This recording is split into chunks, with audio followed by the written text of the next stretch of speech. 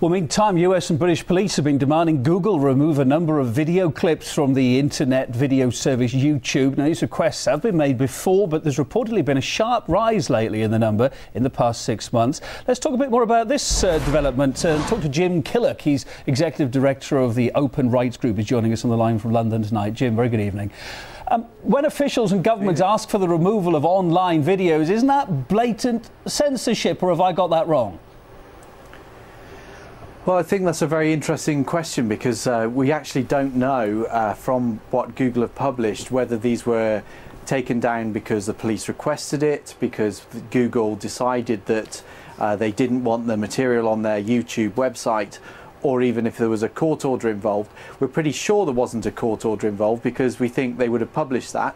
But it appears that actually what's happening is that the Google's own policy is to remove this sort of content, which I think actually points to corporate censorship rather than government censorship. They should be waiting for the government to ask a court whether this material ought to be taken down or not. I'm just reading a little bit more into this now. It seems that police asked the media to provide unused footage of the riots. Now, is that crossing the line, though, where media freedom becomes police intelligence gathering? I think that's absolutely true. I mean, in the case of the UK riots, I don't know what's happening in America now, but in the case of the riots in the UK a few months ago, we were asked, or rather the media was asked to provide footage that they'd recorded to see whether, you know, there was evidence of criminality there. That's wrong, because the media may well be asking people questions. They need to be able to film in a way that people are, you know, actually respect them and don't try to attack them as some sort of surveillance outfit. It completely compromises the freedom of the media if that sort of material is handed over. So that's an absolutely wrong thing for the police to have asked.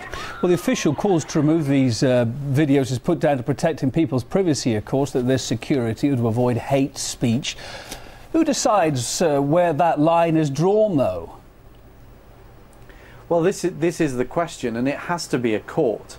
An open court can look at the material, the media can report what's going on, and if material is asked to be removed, at least that is done in a publicly accountable way. The problem comes, I think, in the situation we see now here with Google, is that the police are advising Google, it appears, of what material might be breaking the law, and then Google decides to censor that material without a court order. Now, you can sort of understand that on the one hand, because YouTube is it's a platform and a site, it's not a search engine, but really it is working in exactly the same way. It's a public platform for us all to use, and it is wrong for Google to start making those judgments without the appearance of a court. But I suppose the flip side is, a lot of people would say that, you know, there is a need for rules so that people are protected from those who want to spread trouble via the web. Yeah, there is a framework for that. It is called the rule of law, and the rule of law involves courts. If you remove the courts from that system and just say, well, let's have corporate entities deciding what should or shouldn't be on the web, then you stop having the rule of the law, and you have, in fact, effectively vigilante justice operated by corporate entities, and that's wrong. Of course, another story running parallel to this has been in the news the last couple of days. Just a couple of days ago we saw, didn't we, that WikiLeaks is going to go on hold for now because several online financial institutions have shut off their donations. Now, we've seen this story today. I mean, the internet's supposed to be an open platform. Who's pulling the strings, do you think? Well, I think here we see United States government pressure on those companies, and again, that is absolutely wrong.